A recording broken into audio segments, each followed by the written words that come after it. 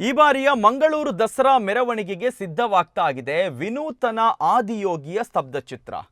ಆದಿಯೋಗಿಯ ವಿಗ್ರಹಕ್ಕೆ ಕಲಾವಿದ ಬಂಟ್ವಾಳದ ಮನೋಜ್ ಕನಪಾಡಿ ಅವರಿಂದ ಅಂತಿಮ ಸ್ಪರ್ಶ.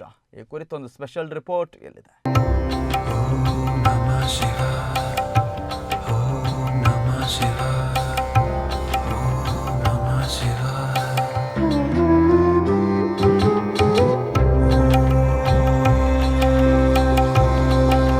ಮಂಗಳೂರಿನ ದಸರಾ ಮೆರವಣಿಗೆಗೆ ಕೊಯಮತ್ತೂರಿನಲ್ಲಿ ಈಶಾ ಫೌಂಡೇಶನ್ ನಿರ್ಮಾಣದ ಆದಿಯೋಗಿಯ ಪ್ರತಿಮೆಯ ಸ್ತಬ್ಧ ಚಿತ್ರವನ್ನು ಸಿದ್ಧಪಡಿಸಿಕೊಡುವಂತೆ ಮನೋಜ್ ಕನಪಾಡಿ ಅವರಲ್ಲಿ ಹೇಳಲಾಗಿತ್ತು.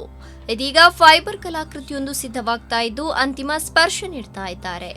ಈ ಬಾರಿ ಮಂಗಳೂರು ದಸರಾ ಸೇರಿದಂತೆ ಹಲವು ಕಡೆಗಳ ಮೆರವಣಿಗೆಯಲ್ಲಿ ಪ್ರಮುಖ ಆಕರ್ಷಣೆಯಾಗಿರುವ ಆದಿಯೋಗಿ ಲೇಸರ್ ಶೋ ಪ್ರದರ್ಶನಕ್ಕೆ ಮೂರ್ತಿಯನ್ನು ಸಿದ್ಧಪಡಿಸುವ ಕಾರ್ಯದಲ್ಲಿ ಮನೋಜ್ ಹಾಗೂ ಅವರ ತಂಡ ತೊಡಗಿಕೊಂಡಿದೆ. 2-3 ತಿಂಗಳ ಸತತ ಪರಿಶ್ರಮದ ಬಳಿಕ ಇಂತಹ ಮೂರ್ತಿಗಳು ಸಿದ್ಧಗೊಳ್ತಾ ಇದ್ದು, ಪ್ರಾರಂಭದಲ್ಲಿ ಆವೆ ಮಣ್ಣಿನಲ್ಲಿ ಮೂರ್ತಿಯನ್ನು ತಯಾರಿಸಿ ಬಳಿಕ ಅದರಿಂದ ಫೈಬರ್ ಮೋಲ್ಡ್ ಸಿದ್ಧಪಡಿಸುತ್ತಾರೆ. ಈ ಕಲಾವೃತ್ತಿಯನ್ನು ವೃತ್ತಿ ಅಂತೇಳಿ ಮಾಡ್ತಾ ಇಲ್ಲ, ಇದನ್ನು ಕಲೆಯನ್ನು ಒಂದು ಆರಾಧನೆಯ ರೂಪದಲ್ಲಿ ಮಾಡ್ತಾ ಇದ್ದೇವೆ. ಸುಮಾರು ವರ್ಷಗಳಿಂದ ಈ ವೃತ್ತಿಯನ್ನು ಮಾಡುತ್ತಾ ಹಲವಾರು ಕಲಾಕೃತಿಗಳನ್ನು ಬೇರೆ ಬೇರೆ ಸ್ಥಳಗಳಿಗೆ ಮಾಡಿಕೊಟ್ಟಿದ್ದೇವೆ. ಈ ಗಾರ್ಡನಿಗೆ ಬೇಕಾಗುವಂಥದ್ದು, ನಂತರ ರೆಸಾರ್ಟ್ಗಳಿಗೆ ಬೇಕಾಗುವಂಥದ್ದು, ರೋಡ್ ಸರ್ಕಲ್ಗಳಿಗೆ ಬೇಕಾಗುವಂತಹ ಮೂರ್ತಿಗಳು ಮತ್ತು ಕಲಾಕೃತಿಗಳು, ಹಾಗೆ ಗಾರ್ಡನಿಗೆ ಉಪಯೋಗ ಮಾಡುವಂಥ ವಾಟರ್ ಫಾಲ್ಸ್ ಮತ್ತು ವಾಟರ್ ಫೌಂಟೇನ್ಗಳು, ಇಂಥವುಗಳನ್ನೆಲ್ಲ ನಾವು ಫೈಬರ್ನಲ್ಲಿ ಮಾಡಿಕೊಟ್ಟಿದ್ದೇವೆ. ಕಲಾಕೃತಿಗಳು ಸುಮಾರು ನಮ್ಮ ಈ ಬಂಟ್ವಾಳ ಅಲ್ಲದೆ ಹೊರಗಡೆ ಕೂಡ ಬೇರೆ ಬೇರೆ ತಾಲೂಕುಗಳಿಗೆ, ಹೊರ ರಾಜ್ಯಕ್ಕೂ ಕೂಡ, ಮಹಾರಾಷ್ಟ್ರ, ಗೋವಾ, ಈ ಕಡೆ ಹೊರ ರಾಜ್ಯಗಳಿಗೂ ಕೂಡ ಕಲಾಕೃತಿಗಳನ್ನು ನಾವು ಮಾಡಿಕೊಟ್ಟಿದ್ದೇವೆ. ಇತ್ತೀಚೆಗೆ ಈ ಕಲಾಕೃತಿ ಈಶಾ, ತೆಲಂಗಾಣದ ಈಶಾ ಫೌಂಡೇಶನ್ನ ಒಂದು ಪ್ರತಿರೂಪದ ಕಲಾಕೃತಿ. ಇದನ್ನು ಬರುವ ಇದೇ ಮಂಗಳೂರಿನ ದಸರಾದ ಟ್ಯಾಬ್ಲೋಗೆ ನಾವು ರೆಡಿ ಮಾಡ್ತಾ ಇದ್ದೇವೆ. ಇದೀಗ ಕೇವಲ ಮಣ್ಣಿನ ಆಕೃತಿ ಈಗ ರೆಡಿಯಾಗಿದೆ. ಇದಕ್ಕೆ ಇನ್ನು ಫೈಬರ್ ಕೋಟಿಂಗ್ ಮಾಡಿ ಇದರಿಂದ ಫೈಬರ್ನ ಕಲಾಕೃತಿಯನ್ನು ನಿರ್ಮಾಣ ಮಾಡಿ ಕೊಡ್ತಾ ಇದ್ದೇವೆ. ಕೃಷಿ ಕುಟುಂಬದಲ್ಲಿ ಬೆಳೆದು ಬಂದ ಗ್ರಾಮೀಣ ಭಾಗದ ಯುವಕನ ಕೈಯಲ್ಲಿ ಮೂಡಿಬಂದ ಕಲಾಕೃತಿಗಳಿಗೆ ಬಹುಬೇಡಿಕೆ ಇದೆ. ಎಳವೆಯಲ್ಲಿಯೇ ಚಿತ್ರಕಾರನಾಗುವ ಕನಸು ಹೊಂದಿದ್ದ ಮನೋಜ್ ಅವರು ಪ್ರಾಥಮಿಕ ಶಾಲೆಯಿಂದಲೇ ಅವರ ಆಸಕ್ತಿಯ ಕ್ಷೇತ್ರವಾದ ಚಿತ್ರಕಲೆಯಲ್ಲಿ ಮಂದಿಯ ಗಮನ ಸೆಳೆದಿದ್ರು. ಮಂಗಳೂರಿನ ಚಿತ್ರಕಲಾ ಶಾಲೆಯಲ್ಲಿ ಕೋರ್ಸ್ ಕಂಪ್ಲೀಟ್ ಮಾಡಿದ ಮನೋಜ್ ಅವರು ಆ ಬಳಿಕ ಪ್ರತಿಷ್ಠಿತ ಶಾಲೆಯೊಂದರಲ್ಲಿ ಚಿತ್ರಕಲಾ ಶಿಕ್ಷಕನಾಗಿ ಕೆಲಸ ಮಾಡಿದ ಅನುಭವಿ. ಕಲಾ ಸೇವೆಯಲ್ಲಿ ಸಾಧನೆ ಮಾಡಬೇಕು ಎಂಬ ಕನಸಿನೊಂದಿಗೆ ಇದೀಗ ಬ್ರಹ್ಮರಕೋಟ್ಲುವಿನ ಬಾಡಿಗೆ ಕಟ್ಟಡವೊಂದರಲ್ಲಿ ಕಲಾಕೃತಿಗಳನ್ನು ತಯಾರಿಸುವ ಕಾಯಕವನ್ನು ಆರಂಭಿಸಿದ್ದಾರೆ. ಬೇಡಿಕೆ ಇದ್ದರೆ ಮಾತ್ರ ಕಲಾಕೃತಿಗಳನ್ನು ತಯಾರಿಸುವ ಇವರು ಉಳಿದ ಸಮಯದಲ್ಲಿ ಇವರ ಆಸಕ್ತಿಯ ಕಲಾಕೃತಿಗಳನ್ನು ತಯಾರಿಸುವುದರಲ್ಲಿ ತೊಡಗಿಕೊಂಡಿರುತ್ತಾರೆ.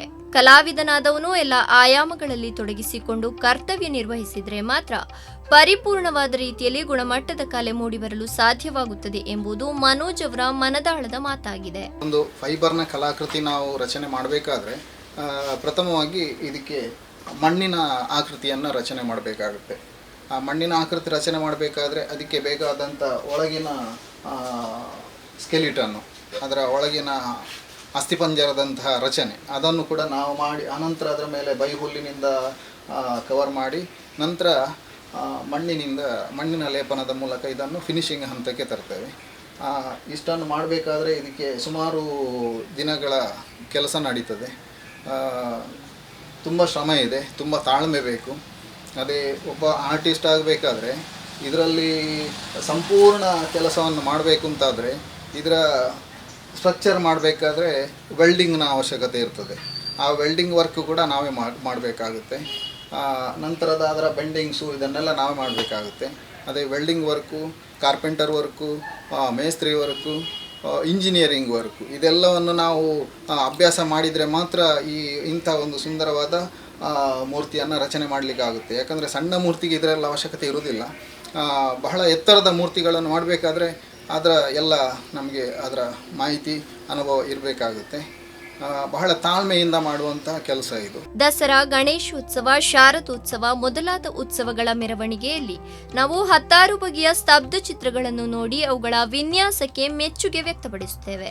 ಆದರೆ ಅವುಗಳ ಸಿದ್ಧತೆಯಲ್ಲಿ ಮನೋಜ್ ಕನಪಾಡಿಯಂತಹ ಕಲಾವಿದರ ಪರಿಶ್ರಮ ವಿಶೇಷವಾಗಿರುತ್ತದೆ. ಪ್ರತಿಮೆಯನ್ನು ತಯಾರಿಸಿ ಎಲ್ಲರಿಂದ ಸೈ ಎನಿಸಿಕೊಂಡ ಅವರು ಇನ್ನಷ್ಟು ಸಾಧನೆ ಮಾಡಲಿ, ಮನೋಜ್ ಅವರ ಕೈಚೊಳಕದಿಂದ ಇನ್ನಷ್ಟು ಕಲಾಕೃತಿಗಳು ಮೂಡಿಬರಲಿ. ಕಿಶೋರ್ ಬಂಟ್ವಾಳ, ದೈಜಿವಲ್ 24/7.